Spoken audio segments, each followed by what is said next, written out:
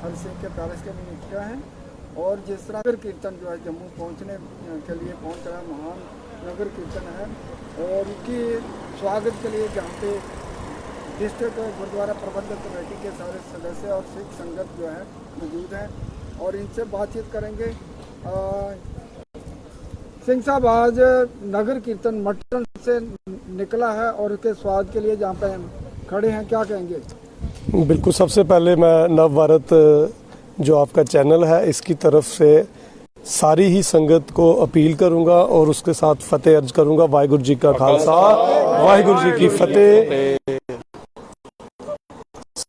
हम सबको पता है कि गुरु तेग बहादुर साहब जी महाराज ਅਤੇ उनके साथ जो 3 सिख भाई मती दास जी, भाई सती दास जी, भाई दयाला जी, इनकी जो शहादत दिल्ली के सीसगंज में हुई थी चांदनी चौक के अंदर, उस शहादत की जे 350 शताब्दी है और सारी दुनिया में इस शताब्दी को बड़ी श्रद्धा और भावना से मनाया जा रहा है। इसी के उपलक्ष्य में जो श्रोमणी गुरुद्वारा प्रबंधक कमेटी जम्मू, उन्होंने पूरे हिंदुस्तान के अंदर जगह जगह जे नगर कीर्तन आयोजित किए, और उसी के सिलसिलावार लड़ी में जो कश्मीर का जो आज का जो आप देख रहे हो, जिसके बारे में आपने बोला है कि कश्मीर से मटन की धरती से, जहाँ से कभी पंडित कृपाराम जी की अगुवाई में, क्योंकि उनके जो परदादा पंडित ब्रह्मदत्त जी से, वो गुरु नानक पातशाह जी से उनका कभी मिलाप हुआ था, और वहाँ पर उनके साथ गुरु नानक साहब की गोष्ठी हुई थी, और गुरु नानक के वो सिख बने थे, वो पंडित ब्रह्मदत्त जी, उन्हीं की उम्मत से जो पंडित कृपाराम से थे, और उनके साथ एक वफद, जब उनके धर्म पे खतरा बन गया, जब उनके जो धार्मिक चिन्ह थे उन पे खतरा बन गया, तो तब कोई भी उनकी बाँह पकड़ने वाला नहीं था। तब एक ही घर नजर आया था, वो था गुरु नानक का घर, जिसकी अगुवाई गुरु नानक की नौनी जो गुरु तेग बहादुर साहब जी महाराज अनंदपुर साहब में कर रहे थे। तो उस वक्त पंडित कृपाराम जी का एक पुकार करके सतगुरु सच्चे पातशाह के चरणों में जाके जे गुहार लगाई कि हमारा धर्म खतरे में है, हमारा तिलक खतरे में है, हमारा जंजू खतरे में है, हमें हमारी बाजू पकड़ो, हमें सहारा दो। तब गुरु तेग बहादुर साहब जी महाराज जी ने जब के गुरु गोविंद सिंह जी महाराज गोविंद राय जी थे, तब वो 9 साल की उम्र के थे, सतगुरु सच्चे पातशाह जी ने अपने शरीर का ठीकरा दिल्ली में जाके फोड़ कर इस धर्म की रक्षा की और अपना आप कुर्बान रही है। इस शताब्दी को हर तरह से मनाया जा रहा है। सो ये जो नगर कीर्तन मटन की धरती से आज सुबह आरंभ हुआ है, ये आनंदपुर साहब तक जाएगा, अलग अलग इसके पड़ाव रहेंगे। सबसे पहला जो जम्मू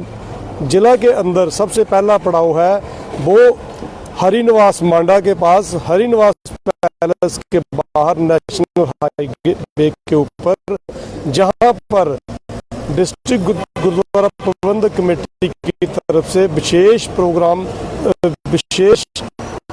रखा गया है। इस सारी संगत जहां पर इकट्ठी होए और सतगुरु सच्चे पातशाह जी की जो नगर कीर्तन गुरु ग्रंथ साहब जी महाराज की अगुवाई में आ रहे हैं, उनका स्वागत किया जाए। तो आपके इस चैनल से डिस्ट्रिक्ट गुरुद्वारा प्रबंधक कमेटी का सेवादार होने के नाते सारी संगत नूं, सारे ही मजहब धर्म के लोगों को जो मेरी बेनती है, अपील है कि ज़्यादा से ज़्यादा शाम 6 बजे जहाँ पर इकट्ठे होइए। और पहला पड़ाव जम्मू की जिला जम्मू का जहाँ से आरंभ होगा इस नगर कीर्तन का, तो सारी संगत जहाँ इकट्ठे होके तो आके सतगुरु सच्चे पातशाह जी के दर्शन करें, श्रद्धा भावना से नतमस्तक होएं। और डिस्ट्रिक्ट गुरुद्वारा प्रबंधक कमेटी, लोकल गुरुद्वारा प्रबंधक कमेटी और बहुत सारी संस्थाएं, बहुत सारे सम्मानयोग शख्सियतों की तरफ से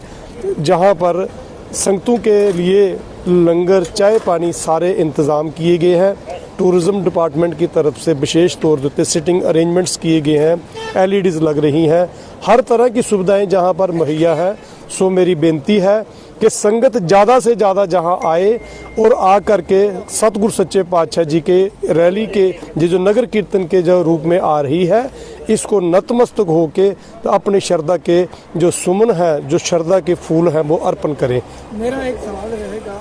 कि जिस तरह से गुरु तेग बहादुर जी ने और कश्मीरी पंडितों के लिए उन्होंने कहा है कि खुद वो जंजू नहीं पहनते थे, उन्होंने जंजू की जनेऊ की रक्षा की थी, और हिंद की चादर कहने वाले गुरु तेग बहादुर जी का गुरुद्वारा मटन में है। वहाँ थोड़ी सी ज़मीन जो है, आम लोग जो है वहाँ सिर्फ सिख धर्म के लोग नहीं आते, सभी धर्मों के लोग वहाँ पहुँचते हैं। एक छोटी सी जगह के लिए वही कश्मीरी पंडित जिनके लिए हमारे गुरु साहब ने कुर्बानी दी, वो आज कोर्ट से ऑर्डर लेके इस तरह की जो है बात कर रहे हैं। क्या कहेंगे इसके ऊपर आप? बिल्कुल, मैं उन लोगों से जो भी इस केस में शमूलियत कर रहे हैं, जो भी लोग हैं, हमारी उनको ये बेनती रहेगी कि जहाँ पे आज कश्मीरी पंडित, कश्मीरी समाज जो विशेष तौर के उत्ते इस शताब्दी को गुरु साहब को नतमस्तक हो रहा है, वो लोग अपना मन बनाएं। और जैसे पहले भी डिस्ट्रिक्ट की तरफ से हमारे वाइस प्रधान की तरफ से ये बात कह चुके हैं वो कि वो जो गुरुद्वारे की जो डिस्प्यूट है या जो जगह का जो मसला है, वो गुरुद्वारा को अर्पण करें ताकि वहाँ पर एक अच्छा रेनोवेटेड बढ़िया एक ऐतिहासिक गुरुद्वारा बन सके और वहाँ पर लोग आके नतमस्तक हों। क्योंकि जो संबंधित स्थान है, ये जो 350 साल शताब्दी है, आज हम खुशकिस्मत हैं, हमारी किस्मत है कि हमारे जीवन काल में ये आई है, इसके बाद नहीं आएगी ये 350 साल हमारे जीवन में। तो हम सब ने ये कोशिश करनी चाहिए, चाहे वो किसी भी, मैंने पहले भी बोला है, किसी भी धर्म, जात, मज़हब से वो संबंधित मनुष्य हो, उसने अगर कोई ऐसी बात है तो उसने अपने आप को गुरु महाराज के चरणों में अपने आप को सरेंडर करना चाहिए। और सरेंडर करके तो अपने जो डिस्प्यूट को ख़त्म करके गुरु साहब के उस पर उपकार के आगे ये कुछ भी नहीं है, ये कीमत नहीं है। मैं एक बात बड़े आपने जो सवाल किया है तो मैं ज़रूर बता देता हूँ कि सतगुरु सच्चे पातशाह जी के पास ना माया की कमी है, ना गुरु घर के पास किसी चीज़ की कमी है, लेकिन जे हम उनको जरूर बता देना चाहते हैं कि वो खुद नतमस्तक हों, श्रद्धा से, भावना से जे वो जगह दें ताकि वहाँ पर खूबसूरत गुरुद्वारा साहब बन सके। नहीं तो गुरु घर में किसी चीज़ की कोई कमी नहीं है, जे उनका अपना जीवन भी सफल होगा, वो भी इसमें शमूलियत करके अपने जीवन